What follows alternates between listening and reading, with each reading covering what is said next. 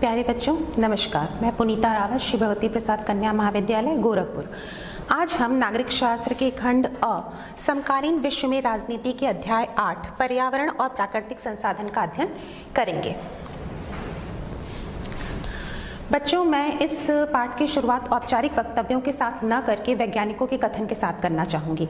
Einstein ने कहा था कि तीसरा विश्व युद्ध पानी के लिए होगा और चौथा विश्व युद्ध लाठी और डंडों से लड़ा जाएगा। स्टीफन हॉकिंग्स ने कहा था कि आने वाले वर्षों में मनुष्य को दूसरे ग्रहों पर मानव बस्तियां बसाने की संभावनाएं तलाश लेनी चाहिए, क्योंकि बढ़ती जनसंख्या, बढ़ते प्रदूषण और घटते संसाधनों की वजह से आने वाले हजारों सालों में पृथ्वी जीवन के लायक नहीं बचेगी। मानव स्वार्थ की विचित्रता देखिए कि हमने इतने परमाणु बम इकट्ठे कर लिए हैं कि हम एक बार नहीं बल्कि सैकड़ों बार मानव जाति को नष्ट कर सकते हैं। तो बच्चों, आपने देखा कि प्रदूषण, बढ़ती जनसंख्या, घटते संसाधन और असंतुलित वैज्ञानिक विकास की वजह से हमने पृथ्वी को किस मुहाने पर लाकर खड़ा कर दिया है। और ये प्रश्न राजनीतिक इसलिए है क्योंकि राज्यों की अर्थव्यवस्था नीति ने ही प्रदूषण को इस स्तर पर पहुंचाया है और अब इस मुहाने पर आकर राष्ट्रीय और अंतर्राष्ट्रीय प्रयास ही ज्यादा सार्थक हो सकते हैं। बात गंभीर इसलिए है क्योंकि कृषि योग्य भूमि नहीं बढ़ रही है, उसकी उर्वरता कम होती जा रही है, चारागाह घटते जा रहे हैं, मत्स्य भंडार घट रहा है, समुद्रों का प्रदूषण बढ़ रहा है, कृषि का उत्पादन कम हो रहा है। 2006 में संयुक्त राष्ट्र संघ ने अपनी रिपोर्ट प्रकाशित की थी जिसमें था कि 1 अरब 20 करोड़ लोगों को स्वच्छ जल नहीं मिलता, 2 अरब 60 करोड़ लोगों को साफ सुविधाएं मुहैया नहीं होती, 30 लाख बच्चे प्रतिवर्ष मर जाते हैं, पेड़ों की अनियंत्रित कटाई हो रही है, जैव विविधता कम होती जा रही है, परिस्थिति तंत्र का ह्रास हो रहा है। जैव विविधता मतलब पृथ्वी पर रहने वाले प्राणी, जीव और वनस्पतियों की विभिन्न प्रजातियां जो एक दूसरे से अंतर संबंधित हैं और एक ऐसी परिस्थिति का निर्माण करती हैं जिसमें जीवन संभव हो पाता है। अगर ये प्रजातियां विलुप्त होंगी तो परिस्थिति तंत्र का ह्रास होगा, ओजोन परत में छेद हो रहा है और तटीय एरिया में बहुत ज्यादा प्रदूषण बढ़ता जा रहा है।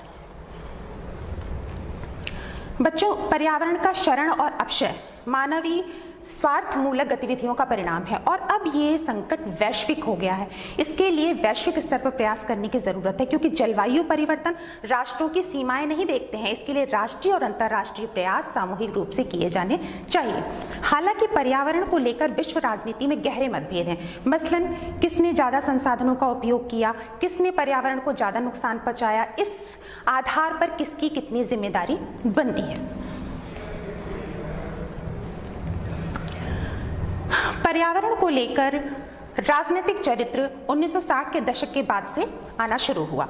सबसे पहले 1972 में पर्यावरण पर अंतर्राष्ट्रीय सम्मेलन स्वीडन की राजधानी स्टॉकहोम में 5 जून को आयोजित किया गया था। इसमें पर्यावरण संरक्षण के लिए 26 घोषणाओं को स्वीकार किया गया।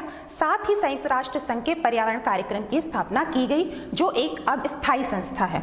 चूंकि ये सम्मेलन 5 जून को आयोजित हुआ था इसलिए 5 जून को विश्व पर्यावरण दिवस के रूप में मनाया जाता है। 1972 में ही क्लब ऑफ रोम ने अपनी एक पुस्तक प्रकाशित की थी, लिटमस टू ग्रोथ, जिसमें बढ़ती जनसंख्या और संसाधनों के विनाश के बारे में चेताया गया था। इसी प्रकार से 1883 में संयुक्त राष्ट्र संघ ने विकास और पर्यावरण के अंतर संबंध को जानने के लिए एक विश्व आयोग की स्थापना की थी जिसको ब्रेटलैंड आयोग के नाम से भी जाना जाता है क्योंकि इसकी अध्यक्ष स्वीडन की राजनेता हर्लन ब्रेटलैंड थी। उन्होंने 1987 में अपनी रिपोर्ट प्रकाशित की जिसमें जीवंत विकास या टिकाऊ विकास की अवधारणा को प्रस्तुत किया गया। जीवंत विकास का अर्थ होता है कि हम प्राकृतिक संसाधनों का उपयोग इस तरह से करें कि वो आगे आने वाली पीढ़ी के लिए भी बचे रहें। संयुक्त राष्ट्र संघ के तत्वाधान में दूसरा अंतर्राष्ट्रीय पर्यावरण सम्मेलन जून 1992 में ब्राजील के शहर रियो डी जेनेरियो में आयोजित किया गया था। इसको पृथ्वी सम्मेलन भी कहा गया क्योंकि इसमें 170 देशों ने, हजारों स्वयंसेवी संस्थाओं ने, बहुराष्ट्रीय निगमों ने भाग लिया था। इसमें पर्यावरण संरक्षण के लिए एजेंडा 21 के नाम से एक वर्क फ्रेम प्रस्तुत किया गया जिसमें 27 घोषणाओं को स्वीकार किया गया। इसमें प्रत्येक राष्ट्र की साझी परंतु विभेदीकृत जिम्मेदारी के सिद्धांत को स्वीकार किया गया। साथ ही ये कहा गया कि वैश्विक स्तर पर प्रभावी कानून बनाए जाने चाहिए, पर्यावरण के संरक्षण के लिए नागरिकों की जागरूकता और भागीदारी को बढ़ाया जाना चाहिए, साथ ही वनों के संरक्षण के लिए वनवासियों के परंपरागत कानूनों का संरक्षण किया जाना चाहिए। रियो सम्मेलन में एक बात उभर कर आई कि उत्तरी गोलार्ध के विकसित देशों में और दक्षिणी गोलार्ध के विकासशील देशों की सरकारों के सरोकारों में अंतर है। विकसित देशों की प्रमुख चिंता ओजोन परत में छेद और वैश्विक तापमान की बढ़ोतरी को लेकर थी, जबकि विकासशील देश अपनी आर्थिक समृद्धि और पर्यावरण के प्रबंधन को लेकर परेशान थे।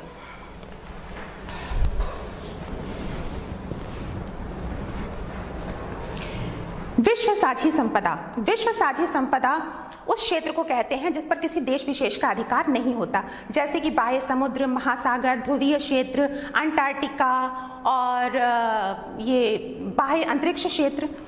साझी संपदा पर प्रत्येक देश पर इस बात का प्रतिबंध होना चाहिए कि वो इस क्षेत्र में ऐसी कोई गतिविधि न करे जिससे सुरक्षा को खतरा पैदा होता है। इसके लिए 1959 में अंटार्कटिकी पर्यावरण न्यायाचार, 1987 में मॉन्ट्रियल प्रोटोकॉल और साथ ही 1991 में अंटार्कटिका पर्यावरण न्यायाचार बनाया गया। अंटार्कटिका 1,40,00,000 वर्ग किमी फैला हुआ एक ऐसा निर्जन क्षेत्र है जिसमें स्थलीय हिम का 90% भाग, जलीय 70% भाग मौजूद है। साथ ही इसका पारिस्थितिकी तंत्र जो है वो बहुत ही उर्वरा है। इस पर किसका अधिकार है, इस बारे में 2 दावे किए जाते हैं, जैसे कि फ्रांस, ऑस्ट्रेलिया, ब्रिटेन और न्यूजीलैंड, चिले, नॉर्वे अपनी संप्रभुता का वैधानिक दावा पेश करते हैं। बाकी अन्य देश इसको साझी संपदा मानते हैं। 1980 में अंटार्कटिका के मध्य में एक बड़ा ओजोन परत में छेद विश्व की आंख खोल देने वाला था। साथ ही अगर हम बाह्य अंतरिक्ष के इतिहास को देखें तो वहां पर भी उत्तरी देश और दक्षिणी देशों के बीच एक गहरी असमानता नजर आती है, क्योंकि उत्तरी देशों के पास विकसित प्रौद्योगिकी और तकनीक है, इसलिए बाह्य अंतरिक्ष में उनके सैटेलाइट विकासशील देशों की तुलना में बहुत ज्यादा हैं। बाह्य अंतरिक्ष में जो भी दोहन हो रहे हैं वो ना तो वर्तमान पीढ़ी के लिए बराबर है और ना ही आगे आने वाली पीढ़ी के लिए बराबर है।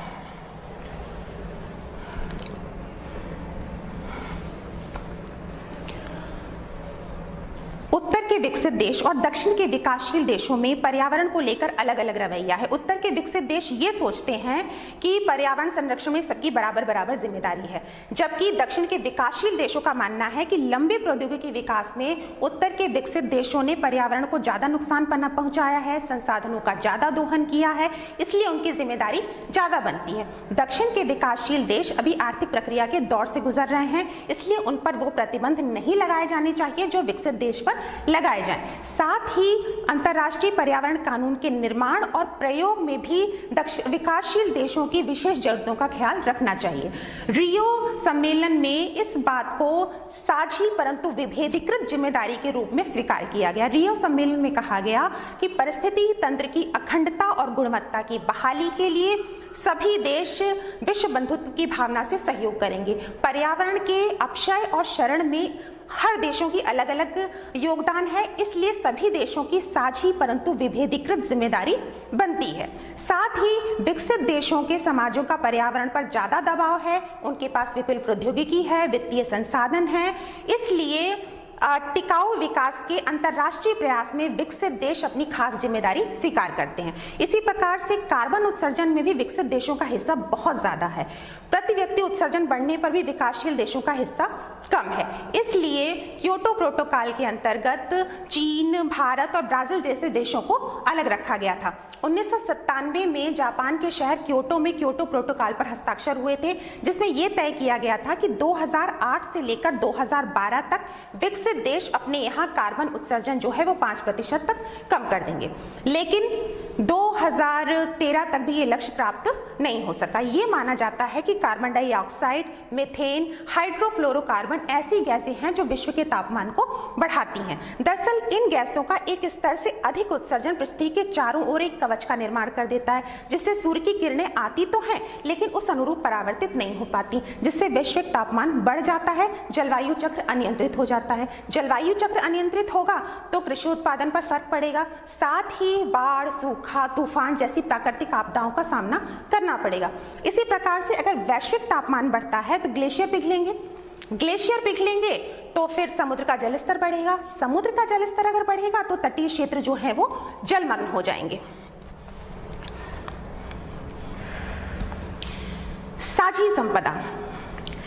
साझी संपदा उस क्षेत्र को कहते हैं जिस पर किसी समूह के प्रत्येक व्यक्ति का अधिकार होता है, लेकिन निजीकरण, गहनतर खेती, बढ़ती हुई आबादी, पारिस्थितिकी तंत्र की गिरावट के कारण पूरी दुनिया में साझी संपदा का आकार जो है वो घटता जा रहा है।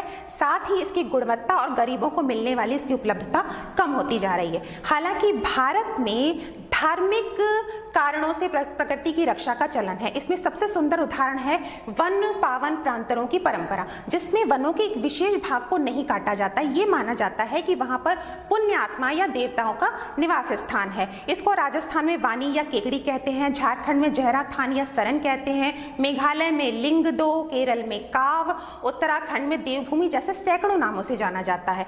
हम लोग पीपल, बरगद और तुलसी में देवताओं का वास मानते हैं। पहाड़ों में हम देवियों का निवास स्थान मानते हैं। साथ ही नदियों को हम माता मानते हैं। ये सारी परंपराएं जो थी मनुष्य और प्रकृति के बीच तादात्म्य स्थापित करके दोनों के संरक्षण के लिए बनाई गई थी, क्योंकि न सिर्फ प्रकृति बल्कि हमारा शरीर भी जल, थल, आकाश, वायु, अग्नि इन 5 महाभूतों से बना हुआ है। अगर हम प्रकृति को नुकसान पहुंचाते हैं, इसका मतलब है कि हम अपने अस्तित्व को नुकसान पहुंचाते हैं। लेकिन आज विकास के नाम पर हमने भौतिक सुविधाओं का इतना जखीरा इकट्ठा कर लिया है कि उसने मनुष्य को शारीरिक और मानसिक रूप से कमजोर कर दिया है।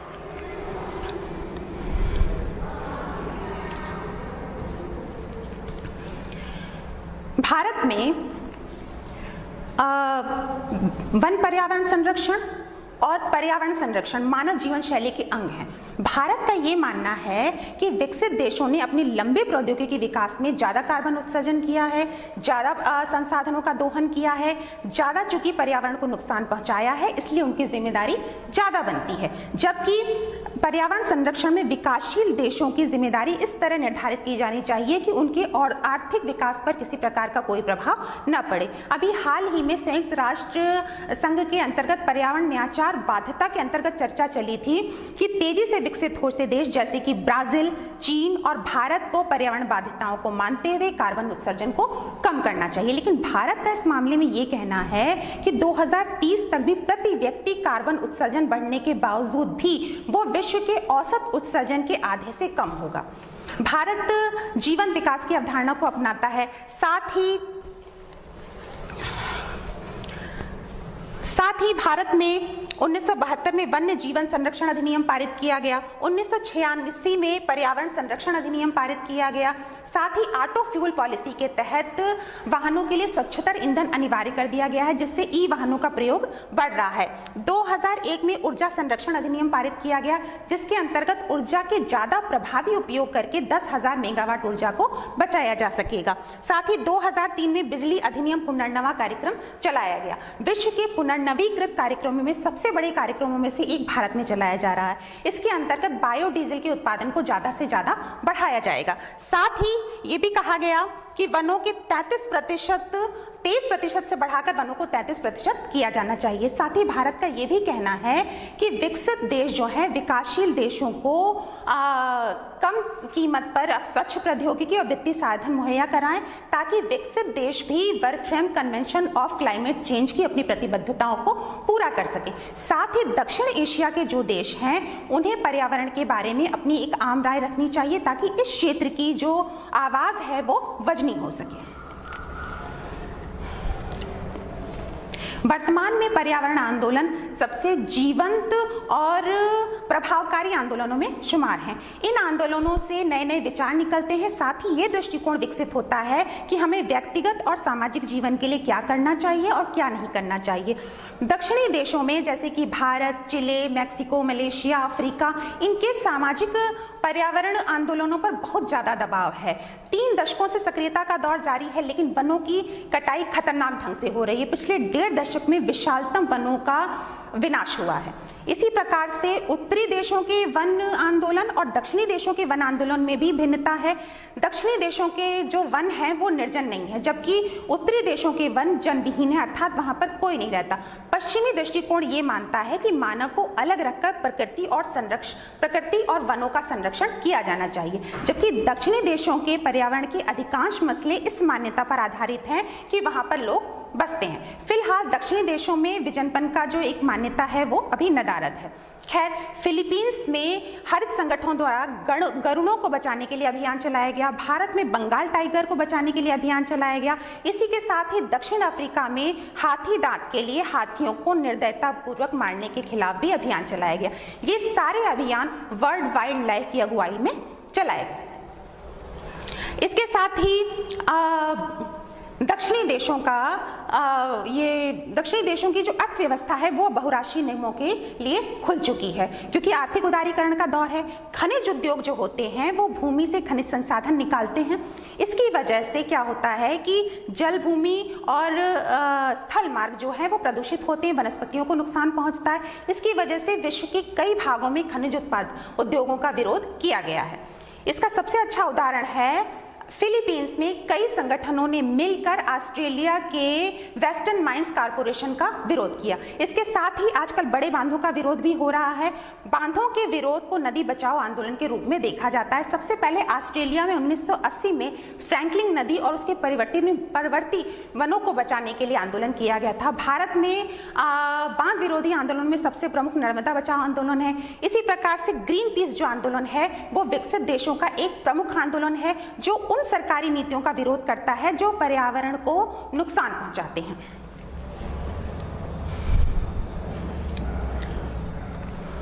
कब, कहां, कैसे, किसे क्या हासिल होता है, भू संसाधनों की राजनीति इन्हीं प्रश्नों के इर्द गिर्द जूझती रहती है। यूरोपीय शक्तियों का विश्वव्यापी प्रसार का प्रमुख कारण था संसाधन। जब समुद्री नौवहन के लिए इमारती लकड़ियों की जरूरत पड़ी तो यूरोपीय देशों ने अपने औपनिवेशिक देशों में जंगलों की निर्बाध ढंग से कटाई की। इसके बाद दोनों विश्व युद्ध और उसके बाद जब तेल महत्वपूर्ण संसाधन बन गया तो विकसित देशों ने तेलों पर अधिकार करने के लिए समुद्री मार्गों पर सेना की तैनाती की, महत्वपूर्ण संसाधनों का भंडारण किया। साथ ही पश्चिमी और मध्य एशिया में राजनीतिक अस्थिरता करवाई। बहुराष्ट्रीय निगम अपने हित साधक समझौतों का समर्थन करवाते हैं।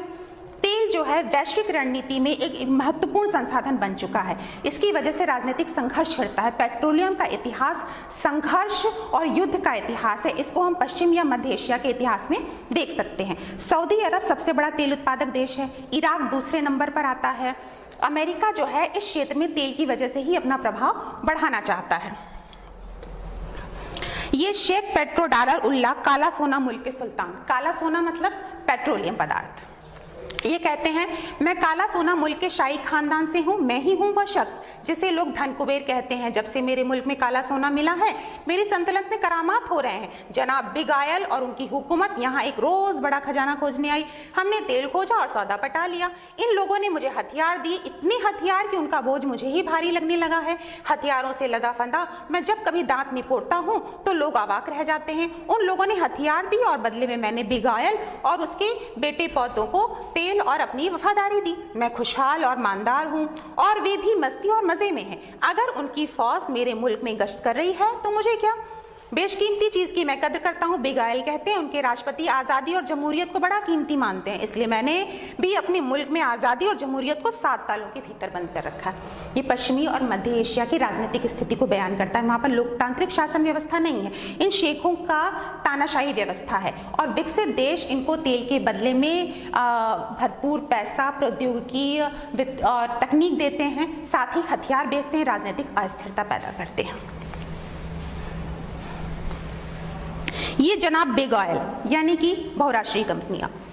एक दिन मैंने खुद से पूछा कि आखिर मैं अपने मुल्क के किस काम आ सकता हूँ। मेरे मुल्क में तेल की भूख विकट है, जब कभी खत्म होने का नाम नहीं लेती। चलो तो फिर तेल का इंतजाम करते हैं। मैं बाजार की आज़ादी का हामी हूँ। मतलब यह कि दूर के देशों में तेल के कुएं खोदने की आज़ादी, धरती की आबो हवा को मटिया मेट करने की आज़ादी और ऐसे कठपुतले तानाशाहों की ताजपोशी की आज़ादी जो अपनी जनता पर ही कोड़े फटकारे। हम कोई राजनीतिक दांव पेच नहीं करते। चुनाव अभियानों के वक्त हम रुपए पैसों से नेताओं की कुछ मदद भर कर देते हैं। बदले में हम उनसे कहते हैं कि हमारी कंपनी में पैसा लगाओ। इस तरह हमें टीवी के कैमरों के सामने बेवकूफों की तरह हंसने और हाथ हिलाने का करतब दिखाकर शर्मसार नहीं होना।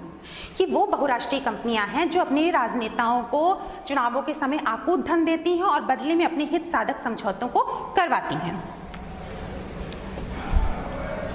ये हैं श्री एंड श्रीमती बड़बोले। हमारी गैराज में एक शानदार चीज नुमाया है ना, एकदम पतली चकाचक चमकीली कार, इसमें पावर स्टीयरिंग और ऑटोमेटिक गियर्स भी हैं। इसकी पिकअप लाजवाब है और माइलेज के तो क्या कहने, इसका धुआं वगैरह भी काफी कम निकलता है। देखिए हमें जल्दी जल्दी घर पहुंचना है, हमें खूबसूरत जिंदगी की थोड़ी हड़बड़ी है, ऊपर वाला सबका भला करे। ये जनसाधारण की मानसिकता है जो भौतिक सुविधाओं और दिखावों में इन वाहनों की दास बन चुकी है। जनाब तख्ता पलट, आजादी और जमहूरियत की हिफाजत की बात करते हैं। शायद इसी वजह से वे बंदूक और मिसाइल को लेकर बड़े दरिया दिल हैं। ऐसी ही मिसाइल और बंदूकें उन्होंने हमें रूसी भालुओं से लड़ने के लिए दी।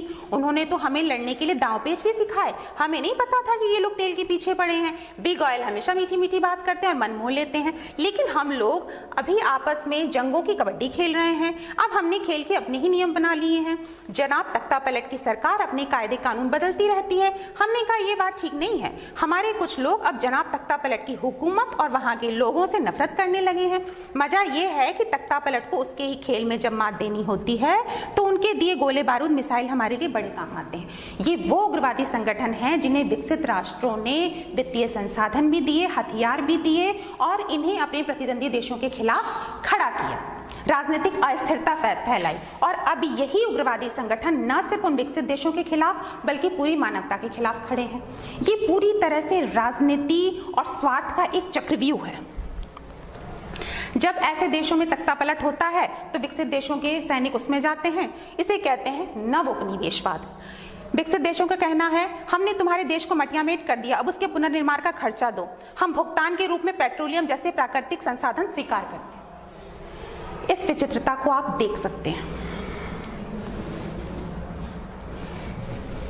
दूसरा सबसे महत्वपूर्ण संसाधन है पानी। भूजल का स्तर अब कम होता जा रहा है और साथ ही स्वच्छ जल की भी कमी है। हर जगह समान मात्रा में स्वच्छ जल है भी नहीं, इसलिए जल पर नियंत्रण करने के लिए विभिन्न राष्ट्रों में अक्सर सख्त झड़पें होती रहती हैं। जैसे 1960 में इराक, जॉर्डन और सीरिया के मध्य हुआ। बच्चों आप अपने आसपास देखिए आप कितना पानी नुकसान करते हैं। आइंस्टीन ने इसी के बारे में हमने जो शुरू में पढ़ा वो यही संकेत था। अगर आज हमने पानी को नहीं बचाया तो कल ये हमारे अस्तित्व पर सबसे बड़ा संकट बनकर उभरेगा, इसलिए हमें बूंद बूंद बचानी है।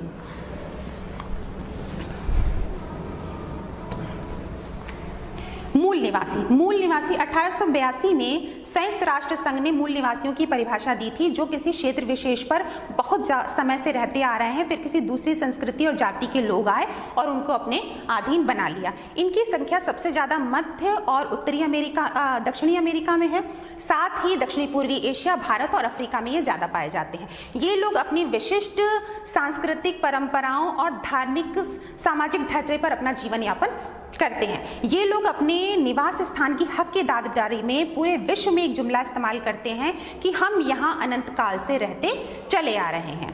भारत में इनको आदिवासी या जनजातीय समुदाय कहा जाता है और इनको संविधान में पूरी तरह सुरक्षा प्रदान की गई है, लेकिन देश के विकास का इनको कोई लाभ प्राप्त नहीं हुआ है। जितनी भी विकास परियोजनाएं हैं उसमें विस्थापित होने वाले समूहों में सबसे बड़ा समूह ये है। साथ ही इन्होंने विकास की बहुत बड़ी कीमत चुकाई है। 1975 में संयुक्त राष्ट्र के तत्वाधान में world council of indigenous people नामक संस्था का गठन हुआ। साथ ही इसको परामर्शदात्री संस्था का दर्जा दिया गया। इसके अनुसार मूल निवासियों को बहुत सारे अधिकार दिए गए, जैसे कि अपनी विशिष्ट संस्कृति परंपराओं के उपभोग का अधिकार, आजीविका हेतु प्राकृतिक उत्पादों के उपभोग का अधिकार, साथ ही परंपरागत आवास बनाए रखने का अधिकार, अपनी अस्मिता अस्तित्व का अधिकार, शोषण से मुक्त जीवन का अधिकार। बच्चों, इस पृथ्वी पर प्रकृति ने बड़े से बड़े से लेकर सूक्ष्म सूक्ष्मतर जीव का अस्तित्व है, उसका अपना जीवन है। अगर मनुष्य अपने स्वार्थ में उनके जीवन, उनकी अस्तित्व को खतरा पहुंचाएगा तो कोरोना जैसी महामारी को हमको बार बार सामना करना पड़ेगा। और वस्तु स्थिति अब आपके सामने है। अब आपको सोचना है कि किस प्रकार से हम अपनी पृथ्वी को, अपने जीवन को बचाएं। पानी की एक एक बूंद बचानी है, प्रदूषण को कम करना है, प्राकृतिक संसाधनों को बढ़ाना है। धन्यवाद।